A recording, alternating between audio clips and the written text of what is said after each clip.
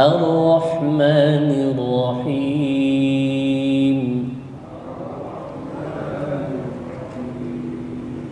مالك يوم الدين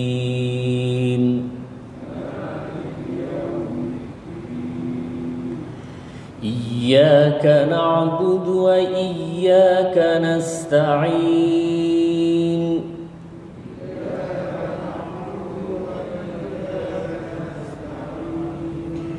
اهدنا الصراط المستقيم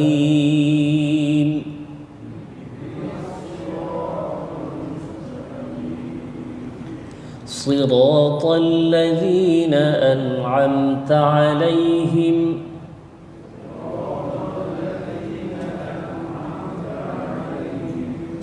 غير المغضوب عليهم ولا الضالين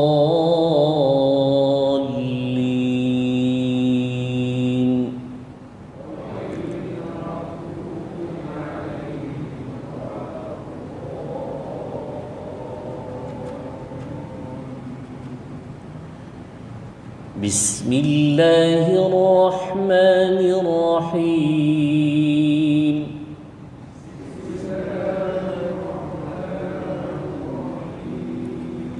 قاف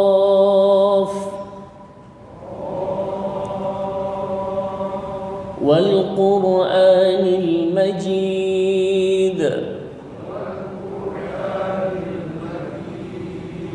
بل عجبوا أن جاءهم منذر منهم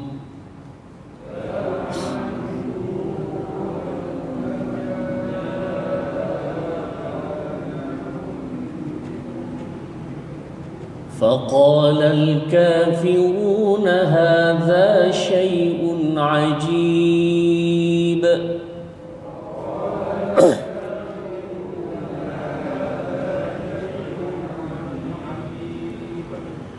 أإذا متنا وكنا ترابا ذلك رجع بعيد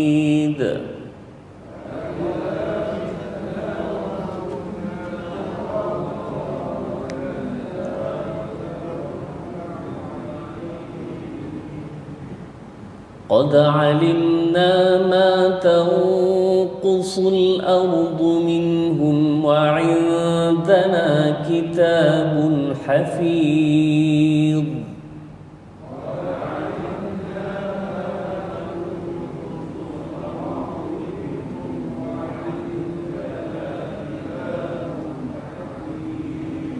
بل كذبوا بالحق لما جاءهم فهم في أمر مريج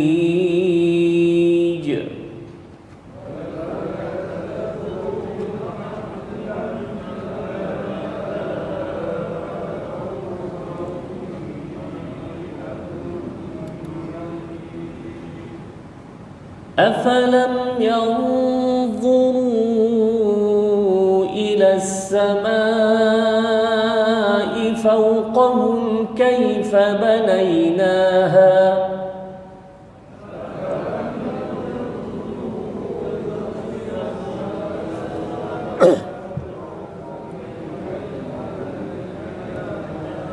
كيف بنيناها وزيناها وما لها من فروج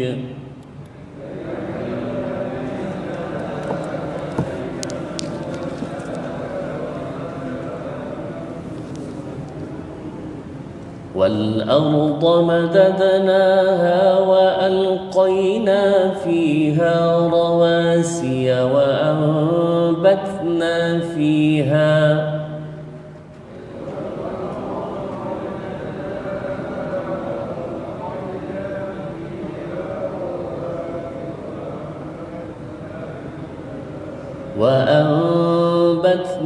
فيها من كل زوج بهيج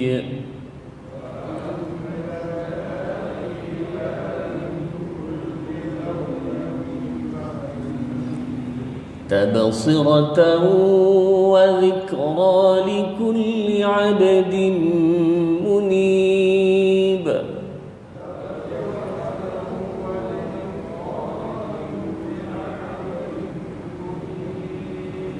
ونزلنا من السماء ماء مباركا فأنبتنا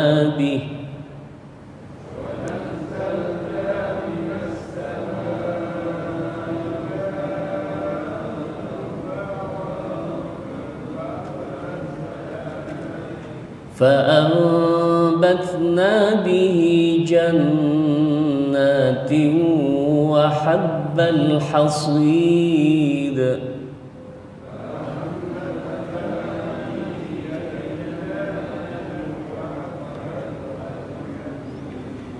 والنخل باسقات لها طلع نضيد.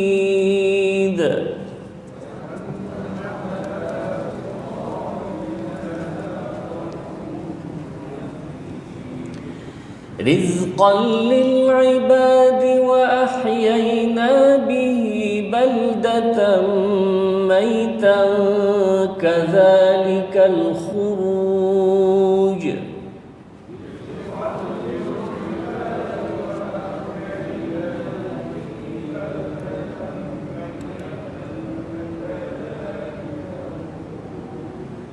كذبت قبلهم قوم نوح وأصحاب الرس وثمود.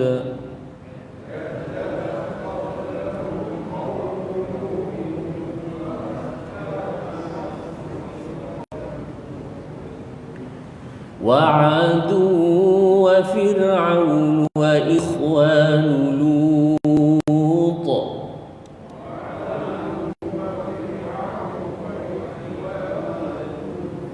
وأصحاب الأيكة وقوم تبع.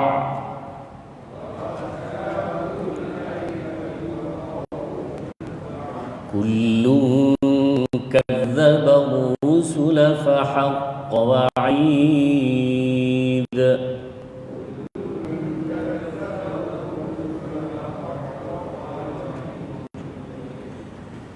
أفعينا بالخلق الأول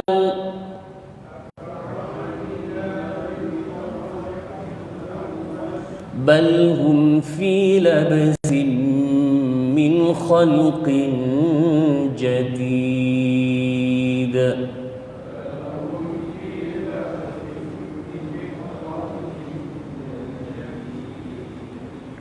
Sadaqallahu al-azim. Itu dia tuan-tuan dan puan, lebih kurang satu muka surat daripada surah Qaf. Baik, dengan sejak tajwid ringkas tuan-tuan.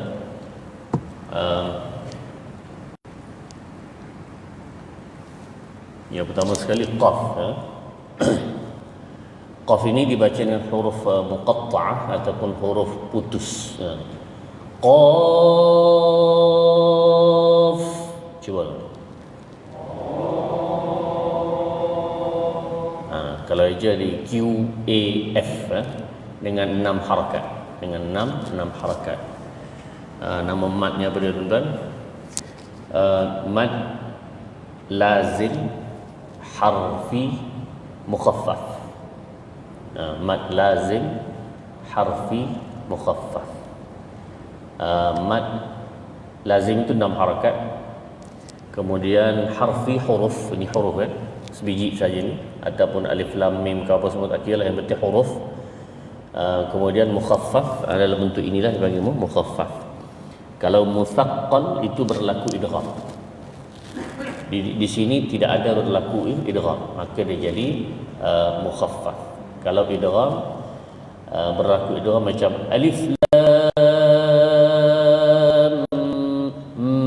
itu idgham, maka lam itu dikira sebagai mad lazim harfi musaqqal. Musaqqal. Tapi tak apalah, kedua-duanya 6 harakat. Kedua-duanya 6 harakat. Baik, sekiranya kita sambung, macam mana nak bunyi tu?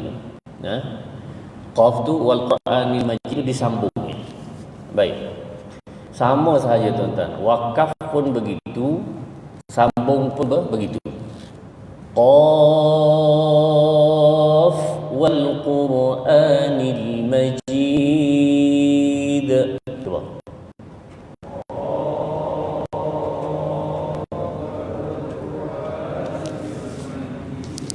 Jadi hanya matikan qaf wa, terus ambil waw. Jadi kalau kita wakaf pun gitu juga. Kalau sambung wasal pun sambung. Baik. Qaf wal Qur'anil Majid. Coba.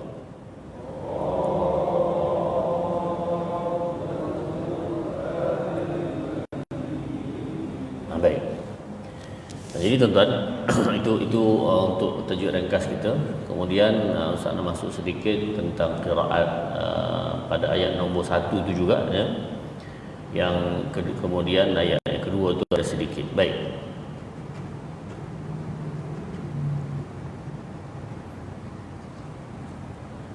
Perkataan wal Quran, seluruh ulama sepakatlah wal Qur'anil Majid. Cuba.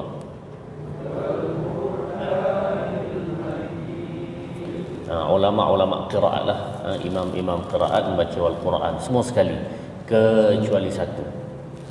Kecuali satu, iaitu Imam Ibnu Katsir membaca dengan wal Qur'anil Hakim, buang hamzah, baris itu letak pada ra. Wal Qur'anil Majid. Cuba.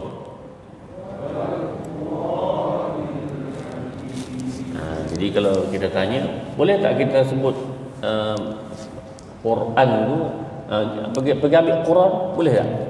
Jawapannya boleh. Sebabnya juga dibaca dengan Quran betul, Quran pun betul. Cuma kita tak biasa guna.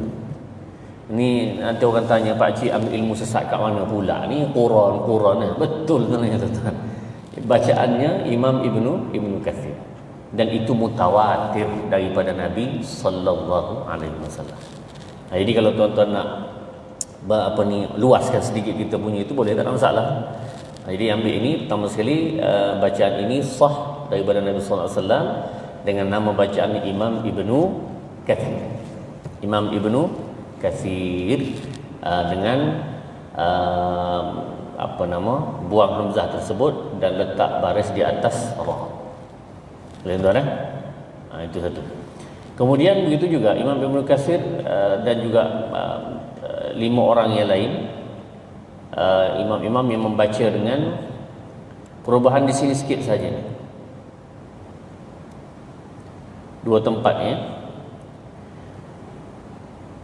Bal ajibu an ja'ahum. Imam Ibnu Katsir baca an ja'ahum munzirun minhum faqal. Kedua-dua hum ini dibaca dengan humu, 2 harakat. Kedua-dua hum itu dibaca dengan humu, 2 harakat. Baik. Ja'ahum munzirun minhum faqal. Cuba tuan, ja. 1, 2, 3.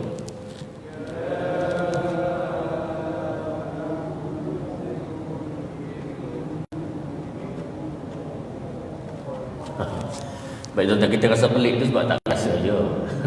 Hakikatnya itu memang bacaan kaedah dalam Imam Ibnu Katsir. Lebih-lebih lagi kita ada sabdu di sini kan. Macam mana boleh jadi gitu? Ini kaedah sahaja. Pada tulisan tidak akan jumpa lah. Hanya bila kita belajar bacaan Imam Ibnu Katsir, baca dengan silah mim bil jama'. Ja'ahumu munzir. Cuba.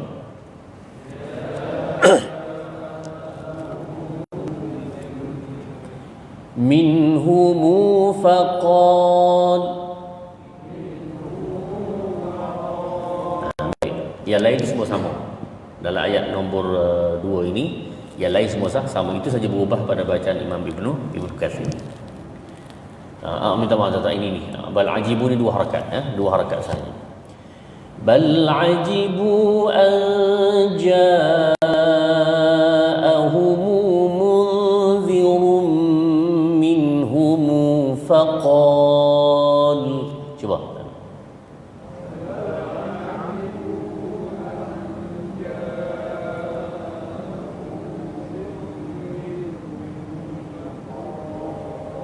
فقال الكافرون هذا شيء عجيب.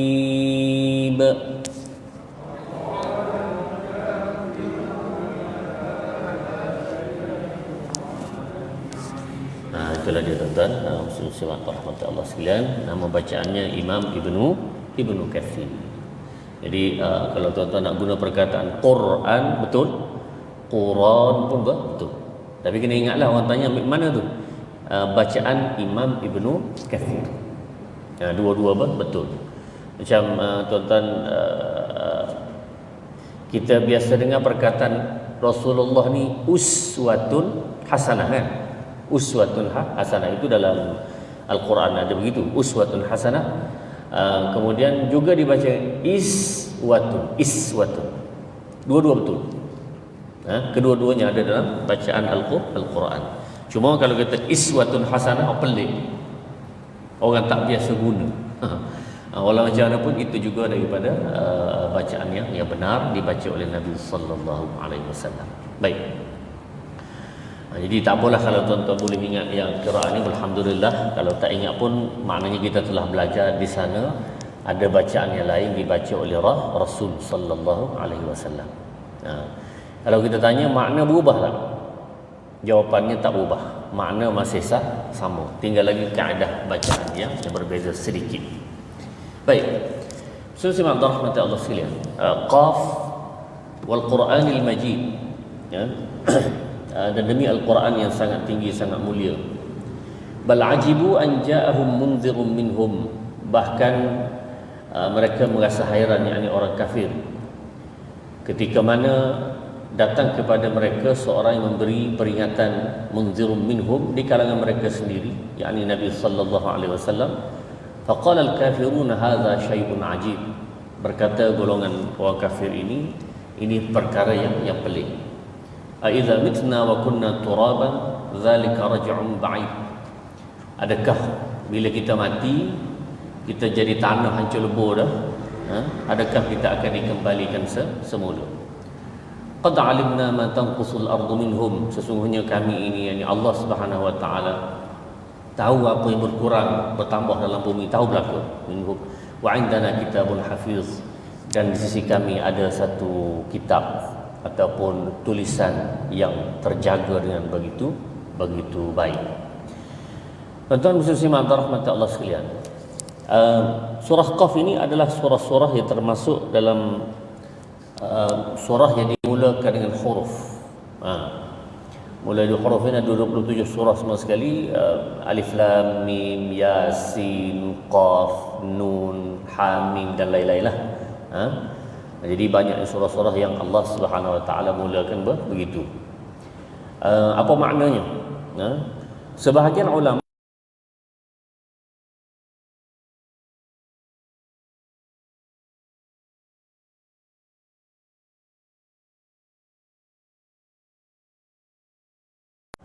kenapa para ulama berkata begitu? Majoriti lah berkata begitu, bahawa Allah lebih mengetahui tentang Qaf, makna dalam seumpamanya, kerana tidak warid ataupun tidak datang daripada Nabi sallallahu alaihi wasallam yang beri makna ini. Tidak datang.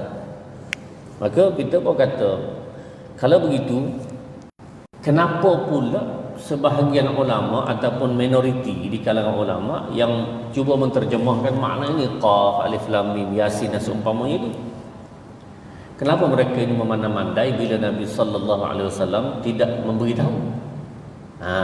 Tuan-tuan, sesama Allah sekalian, sebenarnya yang memberi makna-makna ini adalah sebahagiannya adalah sahabat Sebahagian adalah sahabat.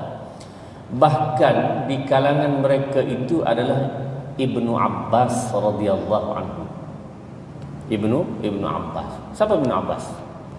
Ibnu Abbas ini adalah sepupu Nabi sallallahu alaihi wasallam yang didoakan oleh Rasulullah sallallahu alaihi wasallam, Allahumma faqihhu fid din, ya Allah, beri bijak, beri faham dia ke dalam ilmu agama, wa 'allimhu ta'wil, dan ajar dia ilmu ta'wil.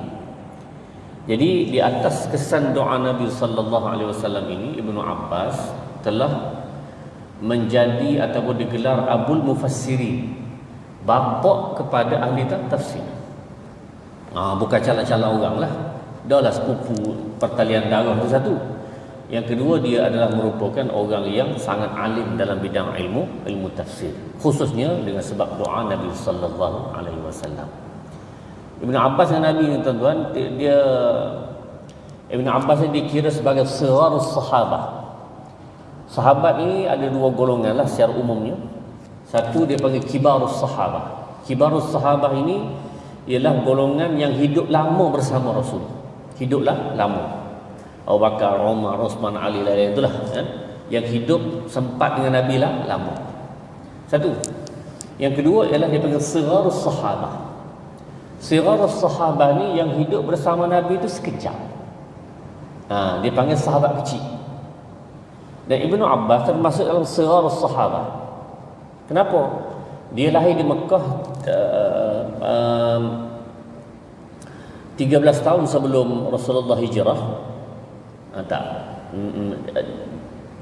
Rasulullah hijrah ke Madinah, dia duduk Mekah lagi masa tu. Dia baru lahir, duduk Mekah. Kemudian tuan-tuan, bila Rasulullah hijrah ke Madinah, dia masih di Mekah. Dia hijrah ke Madinah itu sempat dengan Nabi 3 tahun sahaja. Sempat Nabi 3 tahun sahaja. Dan umur dia pada masa itu baru 10 tahun mula bersama Nabi. 13 tahun Rasulullah meninggal. 13 tahun Rasulullah meninggal. Jadi dengan sebab itu tuan-tuan, sangat pendek usianya bersama Nabi sallallahu alaihi wasallam, lalu dinamakan sirarus sahabah. Jadi antara usia 10 hingga 13 itu kita kata dia itu dari sudut ingatannya, dari sudut kefaqihannya, dari sudut kecerdikannya, budak-budak kan, baru dia berkembang masa tu dah. Dia bukan sangat-sangat hebat lagi masa tu. Tapi tuan-tuan, Ibnu Abbas ini dengan doa Nabi sallallahu alaihi wasallam satu, dia ada kesungguhan. Ada kesungguhan belajar dia cari pula sahabat-sahabat besar yang panjang umur. Ataupun sahabat-sahabat ini sempat mengajar kepada tabi'in, kibarut tabi'in pula. Dia ngaji pula dengan kibarut tabi'in. Tak sempat jumpa sahabat besar-besar ni kerana sebahagian sahabat besar ni hijrah. Duduk di Syria, duduk di Iraq, duduk di Mesir, sebahagian sahabat lah. Bila hijrah tak sempat jumpa. Jadi akhirnya meninggal sahabat itu. Dia beri cari anak muridnya pula. Ini dia Ibnu Abbas. Sehingga dalam satu riwayat menyebutkan Ibnu Abbas ini pergi ke Damsyik hanya semata-mata nak cari satu hadis Nabi sallallahu alaihi wasallam. Satu hadis. Jadi dia pergi tuan-tuan, dia nak jumpa satu syekh tabi'in di kalangan tabi'in. Saya nak jumpa syekh ni apa semua. Dia kata syekh sedang berehat. Tak apalah dia kata. Lalu dia ambil serban dia tu.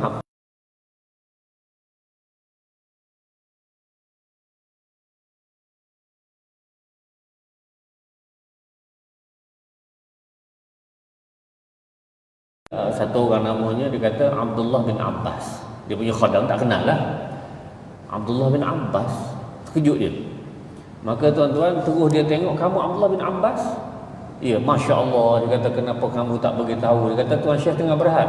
Tak, kamu sepupu Nabi sallallahu alaihi wasallam. Jadi dia datang itu semata-mata aku nak tanya satu perkara saja tentang hadis Nabi sallallahu alaihi wasallam. Lepas sudah cerita tentang hadis itu, balik dia. Sejauh itu tuan-tuan, 1000 kilometer lebih sampai ke Syria, Damsyik tuan-tuan, semata-mata untuk mencari satu hadis Nabi sallallahu alaihi wasallam. Itu kesungguhan yang Allah berikan kepada Ibnu Abbas radhiyallahu anhu. Dan tuan-tuan, dan salah seorang yang menterjemahkan makna-makna huruf muqatta'ah ini Yang ini adalah Ibnu Abbas radhiyallahu anhu. Jadi tuan-tuan, kalau kita tak dapat tiru seperti mana Ibnu Abbas 100%. Nah, kalau dapat 10%, nah, kalau dapat 15-20%, alhamdulillah dah. Nah, antara waktu-waktu yang kita ada ni, waktu maghrib dan isyak ini tuan-tuan ya, kita sama-sama berada di rumah Allah dengan tujuannya untuk kita sama-sama menambah ilmu. Tujuan nambah ilmu tuan-tuan untuk memperbetulkan amalan. Nambah ilmu untuk membetulkan amalan. Jadi kalaulah kita ada ruang cara yang lain masuk kelas apa semua, alhamdulillah. Tapi kalau kita dengan kesibukan kita dan masa ini pun tidak kita gunakan, maka tak ada. Tidak ada waktu lain lagi. Jadi kalau dengan ada lagi tiru sikit sebanyak tu bolehlah. Tapi itu dia bukan kuliah secara yang khusus. Baik kan? Ustaz nak sebut sikit. Tak apalah, sama-sama kita ini ya. Satu kisah yang disebutkan oleh Syekh Al-Burhani, Syekh Hisham Al-Burhani, seorang ulama Damsyik, Syria. Dia ceritakan, dia kata nak cerita tentang kelebihan menuntut ilmu. Kelebihan menuntut ilmu. Dia kata di tempat saya ada satu kubur, satu kubur yang besar dia kata. Dan di kubur itu ada satu orang tukang gali kubur, penggali kubur. Jadi setiap kali jenazah datang apa semua, dia pun gali kubur lah, gali kubur dan letak jenazah itu. Begitulah setiap hari kerja dia menggali kubur. Tuan-tuan, bila dia gali kubur ini, pada satu hari satu orang wanita tua, dia kata, datang berjumpa. Dia kata, tuan penggali kubur? Ya. Tolong gali kubur, anak saya meninggal. Anak saya meninggal. Dia pun tak cakap banyak lah, gali kubur apa semua, orang bayar upah apa semua, lepas tu angkat jenazah masuk dalam kubur. Pada masa itulah tuan-tuan, satu keajaiban berlaku. Allah beri satu penglihatan kepada dia. Dia nampak jenazah budak itu tadi telah diambil oleh satu lembaga lain. Kita kata malaikat lah kamaknya dah, diambil. Tapi dia je nampak, orang lain tak nampak. Dan dia pengsan, terkejut, pengsan. Jadi orang lain duduk sibuk-sibuk nak urus jenazah ni, pun kena selamatkan dia pula tu, kerana dia pengsan. nak sedarkan dia, nak kipah dia apa saja. Jadi selepas itu tentu bila dia sadar tu, orang pun dah balik dah apa semua, dia pun cari-cari ibu tadi, tak jumpa. Baik. Tak lama kemudian dia kata, sekitar 4-5 bulan selepas itu, ibu yang sama datang lagi. Dia kata, wahai tuan, tolong gali kubur.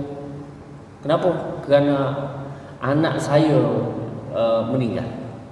Dia kata, bukan ibu kan dah datang dulu anak meninggal sini? Ya, ada dulu, dia kata sekali, beberapa bulan lepas. Dia pun cakap gali kubur apa semua. Lalu dia angkatlah jenazah yang kedua itu, letak, dan perkara yang sama berlaku. Perkara yang sama berlaku. Lalu yang ni dia tak pengsan dah. Bila tengok lembaga tu bawa pergi jenazah ni, dia tak pengsan dah, sebab dia dah tengok sebelum ni sekali. Dia terus dia kejar ibu ni. Dia kata, ibu, saya nak tanya sesuatu, dia kata. Lalu dia ceritalah, dia kata, saya tengok yang anak yang dulu satu lembaga datang buat ke tempat lain. Ini yang kedua pun sama, dia kata. Sebenarnya anak ibu ni siapa? Anak ibu ni siapa? Maka kata ibu ni, kalau betul lah cerita kamu ni, dia kata, semoga-moga Allah beri kebaikan kepada anak saya, kerana anak saya ini adalah penuntut ilmu, talibu ilmin, penuntut ilmu. Kerja dia cari ilmu aja, belajar ilmu agama khusus. Maka tuan-tuan, dan dia mati dalam keadaan tersebut. Satu. Yang kedua tu pula, abang dia ni, dia kerja. Oleh kerana si adik ni tak ada duit apa semua menuntut ilmu, abang dia lah nafkahkan adik ini, bantu adik ni, makna segala keperluan adiknya abang dia lah yang beri, membantu penuntut ilmu. Maka bila dia tahu gitu tuan-tuan, daripada cerita ini, maka dia tu berhenti jadi penggali kubur. Berhenti Pergi ke mana tu kan? Dia terus pergi cari pondok pesantren kat sana lah, kat di Damsyik sana kan. Syekh Hisham Burhani sebutlah pondok sekian-sekian, ada apa pesantren tu, tempat pengajian tu, dia pergilah duduk situ. Tok guru ni pun tanyalah, dia kata, kamu datang kenapa? Datang nak belajar tuan guru, dia kata. Oh, nak belajar. Umur berapa? 50 baru nak belajar. Oh, marah dah. Yang selama ini umur kamu dia habis kau buat apa? Dia tak cakap lah, dia penggali kubur kan. Itu. Jadi walaupun guru tu marah, guru tu biarkan dia belajar. Dan tuan-tuan, dia belajar sungguh-sungguh sehingga sekitar dalam 10 tahun gitu dia jadi seorang ulama besar di Damsyik. Dah. Nama dia ialah Syekh Abdul Rahman, Syekh Abdul Rahman, dan belakang nama dia letak Al-Haffar, tukang gali kubur. Syekh Abdul Rahman Al-Haffar, Syekh Abdul Rahman tukang gali kubur. Dia tak ada, dia kata meninggal lah. Kemudian anak dia, tak lupa sebut nama anak dia tu kan, juga letak nama hujung tu Al-Haffar. Sekarang dia kata cucu dia masih ada zaman ini, namanya Syekh Abdul Razak. Semua ulama belakang. Syekh Abdul Razak ni Al-Haffar, juga letak nama tukang gali kubur. Tuan-tuan, agak-agak kita berani tak letak nama anak kita Al-Haffar.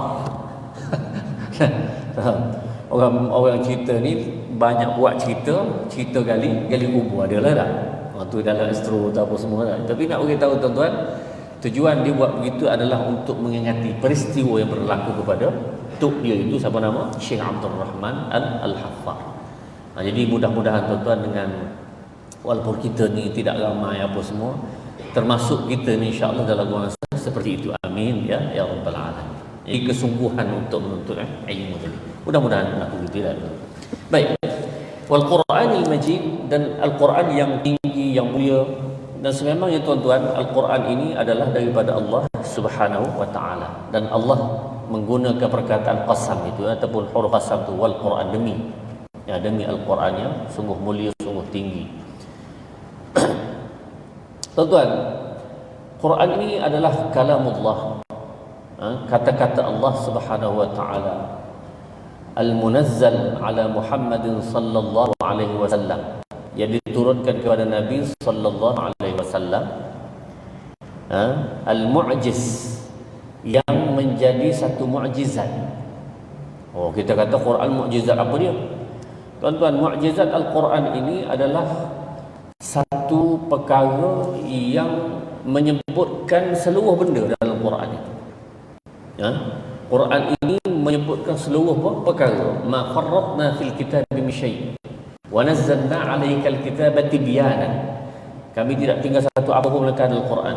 Quran sebagai tibyanan likulli syai', sebagai keterangan kepada semua benda.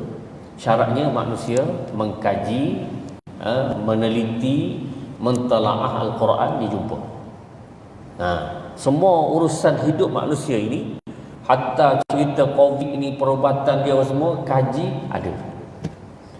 Cuma oleh kerana kita bukan bidang, nak kaji macam mana dah? Bahagian yang kita boleh kaji, kita boleh kaji lah. Yang tidak bidang kita tu, kita kena serah kepada pakar dan bidang dia lah, ahli dia.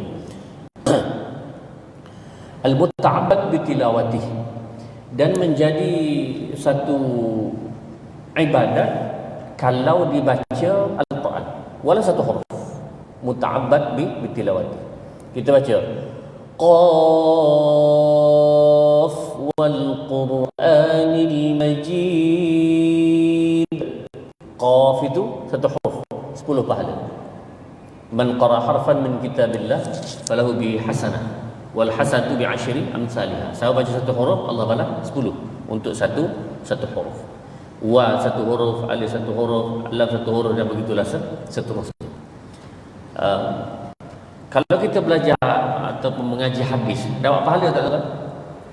Dapat pahala, tapi umum, bukan pahala khusus baca Quran. Quran ini sebiji dapat pahala, tak? Tapi hadis semata-mata huruf semua tu tak ada. Tapi pahala belajar ilmu hadis tu ada. Pahala belajar. Baca hadis semata-mata tidak ada pahala. Ini bezanya Al-Quran, yang Allah letakkan kemuliaan dan sememangnya dia daripada Allah Subhanahu wa taala. Dan tuan-tuan, antara bukti bahawa Quran ini daripada Allah dan Allah yang jaga ini tuan-tuan, cuba cari satu kitab lain yang sejak daripada zaman turun dia tu, zaman Nabi SAW 400 tahun lepas tu, sehingga zaman sekarang, berjuta manusia menghafal. Berjuta manusia menghafal. Menghafal itu pula tidak tertinggal wala satu huruf, tidak tertinggal wala satu baris, tidak tertinggal wala satu titik. Tak. Cuba cari satu kitab yang seperti ini. Ada tak tuan-tuan? Kita kata Dr. Zakir Naik ada hafal apa nama Bible ke apa semua tu tak? Berapa orang? Dia seorang lagi. Ada. Adalah yang mungkin ramai-ramai yang hafal tu, adalah sikit sebanyak. Hanya sedikit. Tapi Quran ini jutaan manusia. Ini salah satu rahmat Allah Subhanahu Wa Taala, menunjukkan penjagaan tentang Al-Quran ini ialah dia dihafaz dalam kepala manusia, dalam dada manusia sejak daripada zaman Nabi sampai kali ini, berjuta manusia. Nah, bahkan di kalangan anak kita, cucu-cucu kita ni tuan-tuan, ramai di kalangan mereka menghafaz Al-Quran. Ini satu antara rahmat yang menunjukkan Al-Quran itu kalamullah yang datang daripada Allah turun kepada Nabi sallallahu alaihi wasallam. Bal ajibu an ja'ahum munzirun minhum. Sekalipun Rasulullah sallallahu alaihi wasallam datang beritahu tentang Quran ini, mereka tetap merasa ajib. Oleh kerana mereka tak nak terima, mereka merasa aneh, merasa pelik. Kenapa lah Allah ni hantar seorang yang mendakwahkan kita, beri peringatan kepada kita, tetapi manusia macam kita, daripada kaum kita sendiri pula. Anja'ahum munzirun minhum. Makna di sini nombor satu ialah manusia macam kita. Kenapa tidak malaikat? Dalam ayat lain, dalam surah Al-Furqan, "Lau sya'a rabbuna la anzala malaikah." Dia kata kepada Nabi itu, kalaulah Allah nak suruh turun seorang rasul, mesti malaikat. Baik tuan, kalau Allah turun malaikat, apa pula alasannya? Ada alasan lain pula tak? Kerja semayang, kerja zikir, kerja ibadat, tak makan, tak minum, tak apalah dia malaikat. Pula. Jadi ada je alasan. Jadi makna orang tak nak je, dia cari sini dia punya alasan, dia cari sini punya alasan untuk menolak dia. Tapi tak apalah, in alaika illal balagh. Allah sebut dalam Al-Quran bahawa ya Muhammad, kerja kamu sampai je. Kerja kamu sampaikan saja.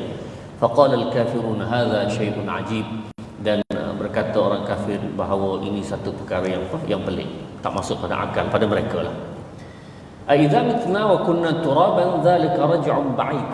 Adakah kalau kami mati, kami jadi tanah dah, hancur lebur tubuh kami, tulang-tulang pun hancur, adakah akan ada kehidupan semula? Tubuh-tubuh kami tu jadi balik, tulang-tulang tu bercantum balik. Ini satu benda yang sangat-sangat jauh, tak mungkin berlaku. Tuan-tuan, dalam surah Yasin,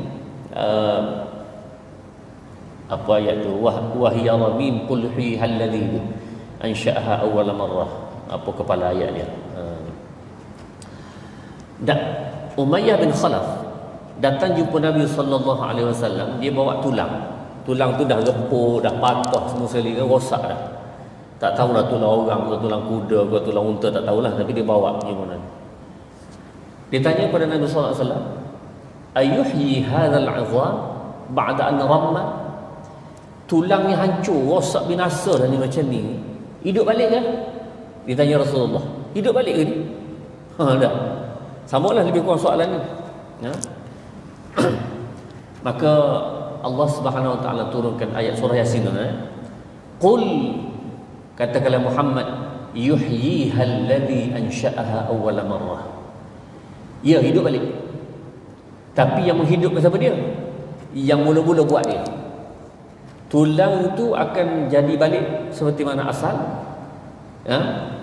Macam mana jadi gitu? Sebab Tuhan yang membuat pada asal itu, dia akan hidupkan semula. Ini jawapan yang Allah Subhanahu Wa Taala berikan.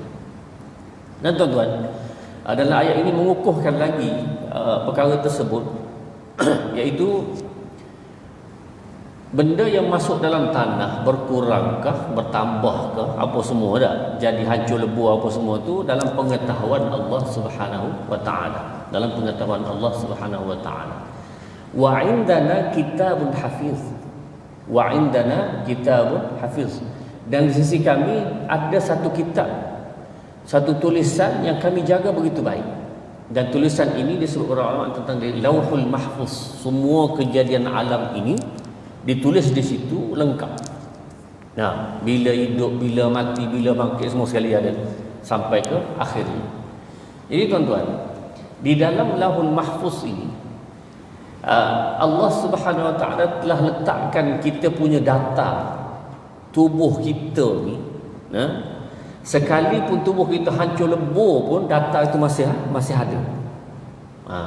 Nak panggil apa DNA ke genetik ke apa, panggillah kromosom apa nama tu kan, boleh panggil lah. Yang penting semua itu ada di sana. Jadi bila semua barang ada kat situ, wa indana kitabul hafiz, dia terjaga sangat-sangat baik. Apa peliknya untuk Allah Subhanahu wa taala jadikan semula. Nah, tuan-tuan, sama je kalau komputer kita rosak. Tapi semua alatan itu ada satu tempat yang khusus. Kita kata di kedai komputer, semua ada. Boleh buat semula tak tuan? Jawapannya boleh. Manusia buat maka letak sama 100% lah, tapi boleh buat. Allah Subhanahu wa taala dengan kekuasaannya memang disimpan dah.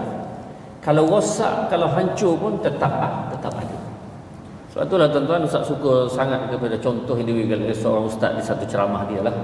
Tuan-tuan sempat belaka di zaman kita dulu kan, kamera yang pakai filem. Sempat kan? Baik tuan-tuan, kamera pakai filem ini, zaman dulu kita ambil gambar, kita pergi cuci filem tu kan. Maka berapa gambar kita boleh keluarkan daripada tu? Sebanyak mana filem, selagi filem itu ada, boleh cuci kan? Cuci. Kalau gambar itu rosak, boleh cuci lagi tak? Boleh. Kenapa? Filem ada.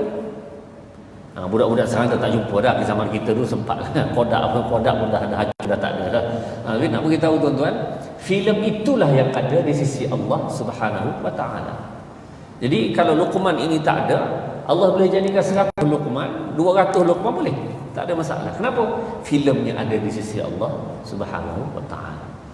Jadi Ustaz pun tak tahu, wallahu alam, yang orang kata 7 orang yang sama tu, itukah bendanya? Wallahu alam lah, itu kata orang tapi tidak dapat dibuktikan. Nak kata dalam riwayatnya ada pun tak ada juga. Cuma nak beritahunya barangkali adalah persamaan-persamaan yang seperti itu. Ini kata ada wajah yang sama dan seumpamanya. Jadi tuan-tuan, maksud di sini bahawa kita ini, walau macam mana keadaan kita pun, walau kita mati dalam laut dimakan ikan sekalipun, walau kita terjerumuh dalam lembah dan tanah yang mendalam sekalipun, hancur lebur, tapi tetapnya wa indana kitabun hafiz. Allah Subhanahu wa taala pasti akan membangkitkan kita semula. Dan fa inna taysira kulli asirin 'alaika yasir. Benda yang kita rasa payah bagi kita, di sisi Allah sebenarnya mudah. Tidak ada perkara payah di sisi Allah, tapi benda payah di sisi kita pun mudah di sisi Allah Subhanahu wa taala. Apatah lagi benda mudah, lebih lagi mudah. Jadi itulah kehebatan dan kekuasaan Allah Subhanahu wa taala, nak menunjukkan kepada kita Allah tu idza aradna wa an naqula lahu kun fayakun. Kalau Allah nak, Allah hanya kata kun, jadi maka jadilah. Lihat dah. Jadi semoga-moga Allah Subhanahu wa taala beri kebaikan kepada kita bersama. InsyaAllah kita jumpa lagi pada pertemuan akan datang. Aqulu qawli hadza wa astaghfirullahal azim li wa lakum. Bismillahirrahmanirrahim. Alhamdulillahirabbil alamin. Wassalatu wassalamu ala asyrafil anbiya'i wal mursalin wa ala alihi wa sahbihi ajma'in. Allahumma inna nastaudi'u